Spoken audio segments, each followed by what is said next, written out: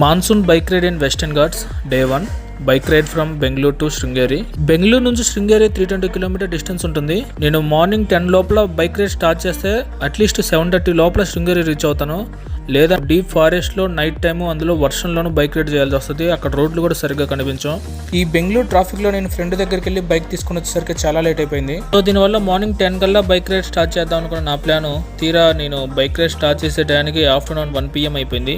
Hasan reach అయ్యేసరికి 3:30 అయింది. Lunch break తీసుకున్నాను. ఇక్కడ కొంచెం ఫొటోస్ అది ఇదని చాలా టైం వేస్ట్ చేసుకున్నాను. మనం ఒకటి ప్లాన్ చేస్తే దేవుడు ఇంకోటి ప్లాన్ చేస్తాడు.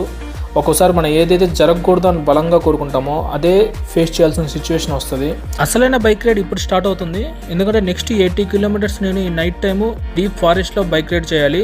శృంగేరి ఇంకో 30 కిలోమీటర్స్ ఉండగా వర్షం ఎక్కువైపోయింది. ఆ నైట్ టైము ఫారెస్ట్ ఘాట్ రోడ్స్లో ఫైనల్గా నేను 9:30 కల్లా శృంగేరి రీచ్ అయిపోయాను. నైట్ 80 కిలోమీటర్స్ ఫారెస్ట్లో రైడ్ ఎలా చేశానో లాంగ్ వీడియోలో చెప్తాను డీటెయిల్గా. Please watch it.